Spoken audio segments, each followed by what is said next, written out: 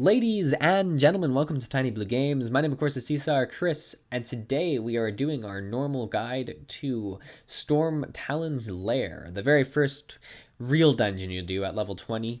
And I say real dungeon because it isn't just about teaching you mechanics anymore. The difficulty is scaled up a bit, and it's such a cool dungeon. It's a real Wildstar dungeon here. So the first trash pack we have is a Healing Shaman and a Thundercall Centennial. Now the Centennial will do a AoE attack right here that should get interrupted. But more importantly about these two, the Shaman will cast a heal on the Centennial that heals him up periodically. It's best that you save your interrupts for that if you had to have a choice. Your group should have enough to interrupt anything unless you just blow them all at the first thing you see.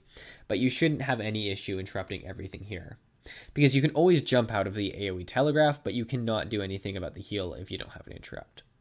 The second pack of trash here is pretty simple. We've got 2 birds and 1 storm watcher. It's the easiest trash in this game. In this dungeon, there shouldn't be any issue. Just make sure you interrupt things if you want to kill it quicker. I mean, if you don't interrupt it, you can get hit by it, and it literally won't do anything to you. Honestly, if there was 2 of these guys together, which there is further on, you pull them both at the same time, and it isn't much damage. We don't even have one of our people damaging at the moment. It's a non-issue. So don't be scared of the birds. So what I'm going to do for this video is, if I have any trash that we've already fought, I'm just going to fast forward through it a bit so that we don't spend forever talking about things we already have. So once we kill this guy here, we do move on to another Shaman and Centennial. So you'll see I just sort of speed it up. I wanted to keep it in just so you see what order we take things, just in case people want to know the actual direction to get through here. But with that, we move on to the third type of trash, the Storm Weaver. Now this guy has 2 different things. He has a AoE dot that can be dispelled. That's the lightning above everyone's head. And he also has a skill that should be interrupted, which you're about to see cast right here. It should be interrupted because otherwise it will do damage to one person and can kill them if not interrupted. The dispel isn't essential. As long as people sort of stack together and there's enough AoE heals, you should be fine without dispelling. But the interrupt is what you want to focus on with that person. There's only one every time you pull one, so as long as everyone has their interrupt for it, you should not have any issue. Note that the person who is attacked by the spell won't be able to interrupt though. So here's the first boss. You saw us take a totem, which is part of the events or optionals on the side of your bar there, the event bar. I'll talk about that after the first boss, but you want to take it before taking the boss, just so you have a buff for the boss. It's a damage buff, or just it increases attributes. So this boss has 3 phases, the first of which is kind of a spank and tank with a telegraph that you avoid here. Groups that are superior will interrupt the telegraph. We don't this time just because we're kind of a pug and we didn't really discuss it. But it will mostly just make the kill quicker as well as reduce damage on the tank, because obviously the boss can attack if they are in a moment of opportunity. So now we get to the second phase where he has adds that need to be killed or dealt with. What will happen during this phase is you'll take random periodic damage. There will be a lightning cast on one person. You'll see that circular telegraph that will cast a bolt of lightning afterwards. Superior players will move the lightning to the actual adds to do extra damage. It's also important to note that in veteran mode, you'll have to bring it to those adds in order to break a shield that they have on them. It's also what you need to do for gold. You need to hit every single one of those lightning things, but you don't have to talk about that for normal mode. For normal mode, if you can't get it to the add, just get it away from your party members and it'll be fine. Another thing you'll notice just by looking at the screen is there is these floating death balls, which are actually called wisps, that will stun you for a few seconds if you get hit. Now, a very terrible thing that have happened to you is have the lightning bolt on you and then get stunned by a wisp, and then be stunned in the wisp while you see the lightning bolt cast up and knock you down after. It can often one-shot people, especially healers or light wearers, and it's just not a fun time. Once you kill all the adds, you will push the third phase. The third phase is still kind of a spank and tank situation. There's a transition here where you have to be focused on getting aggro. Sometimes it keeps aggro, sometimes it loses it. In veteran, you do lose your weapon at the same time, which is a big issue. In the third phase, it'll cast a huge AoE that you saw us interrupt at the start there. The AoE covers most of the map, but there is a few spots that you can stand in, which you'll see us stand in right here if you don't have the interrupts. However, if you do have the interrupts, it pushes this phase really quickly and secures the boss kill without any issue. If you don't have any interrupts or there is no, like you're just not an organized group, it's just going to take you longer, but as long as you always get into a safe spot, you'll have no issue. And this AoE won't kill you instantly. It'll just hit you back a fair bit. As long as you're above half health, you should survive it. So once you kill the first boss, you're going to want to make sure you click the computer just to the left here if you can. And this will just help you progress through your events. You'll see it close the events here for a second and then open it again. What it does, it tells you what optional boss you have to kill if you want to kill it. So I'm going to speed through a few trash mobs that we've already seen here. I see us kill him there. You see us take another totem up at the top here. If you wanted to see where all the totems were, we just take that. And here is a pack of those two birds that they say I take both at the same time. And it's such an easy pull if you do this. As long as your healer's ready for it. I mean, I obviously wouldn't randomly do it if the healer wasn't ready, because it's just going to make things slower anyways. At the end here, there's a few things you need to be keeping a track of. You want to double click on the optional boss to just see if you have the one that is located up on the cliff there. You saw us double click it and we actually had the boss that's further on, so we don't take that guy right away. Here's the fourth trash mob. It is kind of a tornado guy who looks very much like the second boss. He has a AoE telegraph he puts on the ground, as well as an interruptible sort of circle tornado that he'll put on one person. None of, like, the telegraph that you can interrupt doesn't do much damage. It's just to quickly kill the boss without having to wait around. The AoE on the ground does a lot of damage, but it stays there. So as long as you're not stupid and don't stand and fire, you should be fine. Once you kill it, make sure you do go up on top of the cliffs, even if you don't have the optional boss up here, because there is other totems if you do have them. If you don't have totems or the optional boss, you don't necessarily have to go up onto this one. You do have to go into the second cliff, though, because there's another optional that you see ticking down on the side here that is actually timed, and you need to kill 27 Thunderpell. Now, this is probably the only part of the entire dungeon that you might not do on time. And it's not going to fail the dungeon or anything if you don't get it, but it reduces your likelihood of getting silver.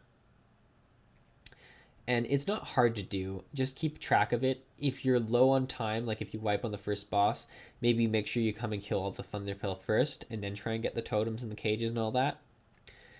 Otherwise, it shouldn't be an issue. I'll fast forward here as we already seen the Weaver. So like I said, there is cages to open on the side here. Just have party members go and get them while you're killing stuff if you want.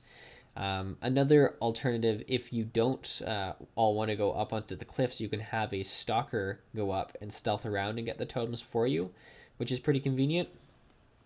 Make sure your party comes up for this. You do need to come up, as I said before, for the last cliff to get the other Thunderpell if you do have this optional. Otherwise, you'll only have 26, which will be an issue for you. So you do kill the last guy here. It's one of those bird guys. It's not a huge issue. This way also, if you spawn at this graveyard, you don't have a trash pack to run through. And there is a totem up here. So there's enough reason to go up there. And we jet down here and we kill the final tornado guy guarding the second boss. The second boss is one of the more interesting fights in this game, as it has a lot of phases and it really forces people to interrupt, as in there is a raid or a dungeon wipe mechanic. So you see we take the totem again before we take it. It's something to get to habit to, because you do get buffs before you do the boss, and it helps you out in this first dungeon. So the first phase is as basic spank and tank as you can get. You just stand there with the boss, and they do people do damage to it. He does damage to you. There's nothing going on here. What happens next is he dissipates into 3 different little versions of himself. I like to have a taunt ready if I'm tanking, just to get aggro right away. And it's important to note that this is a higher damage phase of the entire fight, so that healers should have a skill ready to go and tank should have a CD ready to go. Note that in veteran mode, they actually spawn a telegraph on top of one party member every so often while they're being fought, and you have to take those to the side so that you don't have to run through them through this next phase. This next phase looks chaotic and just terrible, but all you have to do is run through things and get to the boss in time to interrupt him. Once you get there, everything else doesn't matter. It's just getting to that boss and getting the moo and breaking the mechanic that can kill everyone. You saw once he came back from his moment of opportunity, he spawned a telegraph on everyone. So there's 5 big circles. Make sure you get out of them. It's a pretty long cast, but if you get stuck in more than like 3 of them, you will die instantly, like that guy did right there. And you don't want to be that guy right there. It doesn't feel good. I've been that guy. It's not a fun time. Because sometimes you're just trying to get as much DPS out as you can, or you're looking at the DPS charts, and then all of a sudden you're in 3 telegraphs, and it's like, oh shit, goodbye. After that, you'll go through one more dissipate phase. There's only 2 of them for the fight. It's not a time thing, it's a damage thing, so there's only 2 of them, no matter how slow you're taking the boss. You'll do one more walk through the tornadoes, into which you get to interrupt the boss. Make sure you save your interrupts for this phase. I can't think of any other like you wouldn't need interrupts really for anything else in this fight. So make sure you have them ready for this. This is another one of those moments that if you're trying to be more of an expert dungeon player, you can take multiple interrupts yourself and really help out your party that way. Once you do this interrupt one more time, so you've done it twice now, you push it to the 3rd phase, which is really just fighting him in a tank and spank form while there's tornadoes going around you, which doesn't sound like a ton of fun, but it's actually not that hard. The tornadoes move in the same sort of path and speed the whole time, so as long as you kind of circle around the boss, you will be fine. And there is the boss kill. So we're moving into the last hallway. There's actually just one little ramp up hallway here to get to Stormtalon. You'll see in this area I am throwing these grenades at the Pal to finish off my optional, which is disable Thunder Pal with grenades, 1 out of 6. It'll be by default on your T key unless you've linked your T key to something else. All you have to do is just throw it. You can even do it while they're not in combat, as you'll see I do a few times here. And you can only get 1 on each Pal, so you need to kill a total of 6 and throw it on 6 to get the optional done. Here's the optional boss I talked about at the start. He's a really easy guy, this one. You just go and take him in his little corner here and interrupt his... make sure you interrupt any casts you have if you can, because he does like the cast ads. It also just helps to take him down quicker because you'll have a moment of opportunity. But if you stack together and your healer is a good AoE healer, he will have no issue just healing you through any of the storms that are cast. They don't do a ton of damage. The ads do a bit more damage to anyone else but the tank, so just make sure you have a taunt ready to go if you do miss one of the ad casts, which we actually do right here. So you'll see he spawns a few ads, you just taunt them over and you're good to go. Really, it's by far the easier of the 2 optional bosses in my opinion. The other guy's back on that first cliff that we saw like 5 minutes ago. He's pretty simple too. There's just a storm sort of telegraph thing where there's telegraphs shooting all over the place that you just have to be careful about. It's not a huge deal. So the last part is just clearing up the last bit of the trash. You don't have to take all the trash here, so you can see I kind of leave the right side clear, or I clear the left side rather, and leave the right side intact. So you can just walk up the left side here. Just be careful not to pull extras, and if you do pull extras, deal with them right away. Don't try to run away because they're not going to de-aggro or something. At the end here, there is one more totem. We didn't get all the totems. I think we missed the very first one, funnily enough. But we do get silver anyways. But make sure you get the totem just to get the extra DPS buff before you take Stormtalon. And sploosh right here is the Stormtalon, the big guy. I don't know, he's a dragon. He's pretty damn cool, but we have to talk about dragon mechanics. Dragon Mechanics 101, do not stand in front of the dragon. He will rip you apart. No, it's very real in this fight. He does a devastating front cone area, and it has a devastating cripple associated with it. So, don't stand in front of the cone. It's just bad news. Here's another phase he has. He'll knock everyone back. You have to push a key to get out and stun or interrupt the boss in time. It's a very convenient time to have a CC break on bar just to get out of it super quick if you wanted to. It's what I tend to do, especially in veteran dungeons. You'll see here another part of this second phase here is that he spawns a lightning bolt on top of each person 5 times or 4 times or something like that. It covers the ground pretty good, so it's a good idea for the tank to keep the boss moving, as to make it so that the thieves and warriors, or I guess the melee people, can continue with the boss. You'll see here we don't have a DPS to get to the next phase quick enough, so we do have to do another one of these interrupt phases. It's not a big deal, as long as you have interrupts ready to go. But here we pushed it to the last phase, which is the Eye of the Storm. Now the Eye of the Storm will put the Eye of the Storm on one person from your party. They will have a safe circle around them, as well as a hurtful telegraph that keeps spawning on them. So they have to keep on moving around with this circle. And this is really where you see the experience of people in this fight. Because if you're an experienced player, you will know that you don't have to sprint that fast with the circle. You'll keep the circle close to the boss and you'll just slowly go around him.